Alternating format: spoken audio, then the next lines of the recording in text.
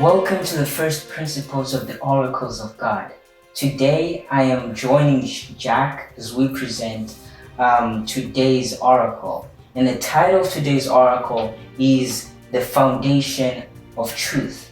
And today we'll learn of a sermon that Jesus preached on the Mount. And he pointed out the fact that our profession of believing in the truth is useless without us actually living up to that truth. And the first question of today's oracle is, what was the reaction of the people to Jesus's doctrine? Well, Roderick, as we read in the Bible, after Jesus has this nice presentation of the truth, which was so presented in a different way than the scribes, this is what the people did. It says, "And it came to pass, when Jesus had ended these sayings, the people were astonished at his doctrine, for he taught them as one having authority and not as scribes." Basically, they were all amazed. Wow. And he taught it as one having authority. And there was somewhere I was reading the other day, and it said that Jesus Christ would not have spoken with authority, he would not have spoken with power if he hadn't had lived a life of power. So that's a really good lesson we can learn from there. Basically, it all comes along the point which is said, living the gospel. When you live it, it's easy to demonstrate it. Let's go on to our next question. And it is, what does Paul declare to be the true foundation upon which we are to build? Basically, Paul is one of the people who have stood up for the truth in many different ways to many different authorities within the church and even to the authority without the church. That is the official authority. But here's what he has to say. He says in 1 Corinthians 3 verse 11, he says, "For other foundation can no man lay than that is laid, which is Jesus Christ." So basically we see that Paul is telling us that the foundation of the truth is the man Jesus Christ himself. Wow. Can a person be saved without believing the truth then? What do you think? Well, no, because John chapter 14 verse 6 says that I am the way, the truth and the light. And for us to be saved, we need to believe on him. There's another verse I want to share on this point, which is found in Thessalonians 2 verse 11. It says, "But we are bound to give thanks always to God for you, brethren, beloved of the Lord, because God has from the beginning chosen you to salvation through sanctification of the Spirit and believing of the truth." So we see that salvation is connected to believing the truth. Wow. Yeah. And that was actually 2 Thessalonians 2 verse 13. Yeah. Not 11. The fourth question, according to Paul's counsel to Titus, what kind of doctrine should preachers proclaim? You know what? He uses it like this way because like sound doctrine. Does doctrine have a sound? No. What did he mean? What did he mean? In all things, let me read the verse. Mhm. "But speak thou the things which become sound doctrine, in all things showing thyself a pattern of good works, in doctrine showing uncorruptness, gravity, and sincerity." Titus 2 verse 1.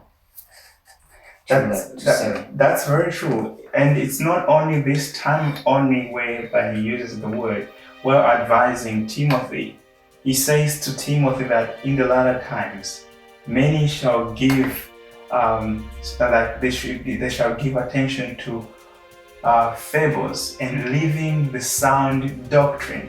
And he also advises Timothy, keep on believing and teaching sound doctrine. Fifth question. If a person should reject truth, what will be the result? Wow, that's a good question. What will be the result of not believing the truth? Let's read it from the Bible, 2 Thessalonians, second chapter, and it's going to be verse 10 to 12. It reads, "And with all deceivableness of unrighteousness in them that perish, because they receive not the truth, the love of the truth, that they might be saved. And for this cause God shall send them strong delusion, that they should believe a lie, that they all might be damned, who believed not the truth, but had pleasure in unrighteousness." So we see that God is really, He loves us. But when we decide not to choose the truth, He can force us with the truth. But basically when you say no to something, there will be always space for the other thing to take. It's a binary decision. Yes, so that's why we see that there shall be strong delusion sent to them, and they shall take heed to teachings which are not sound doctrine. And this actually goes back to the first, our introduction, the Sermon on the Mount.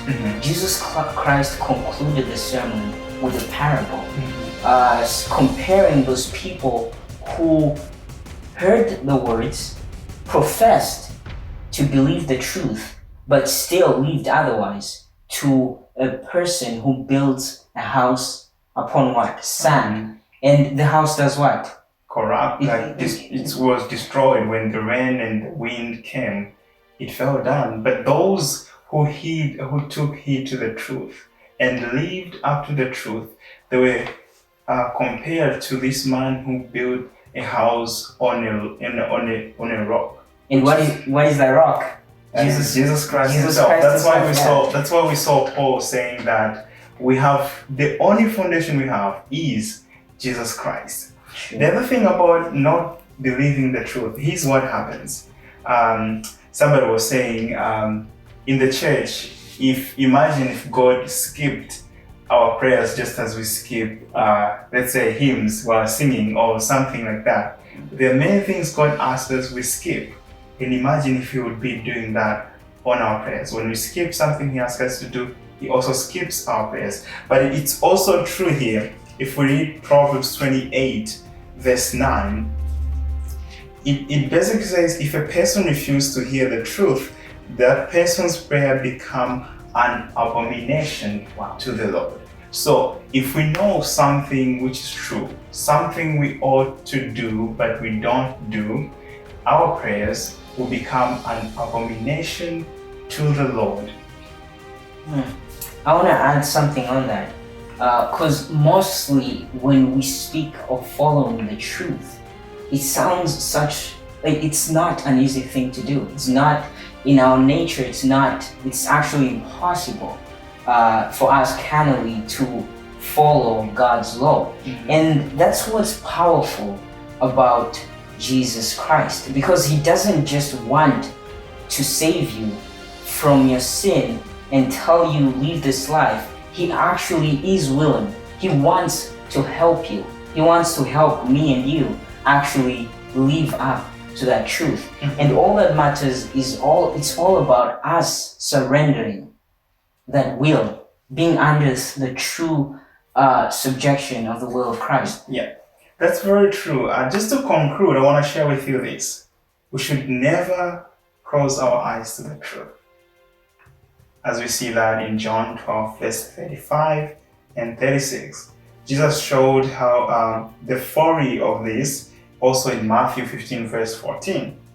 False doctrine always overthrows the faith of some. That's in 2 Timothy chapter 2, verse 18. And therefore we ought to determine, to test what we believe by the law. The Bible says in Isaiah 8, verse 20, to the law and to the testimony if they speak not according to this word, it's just because there's no light in them.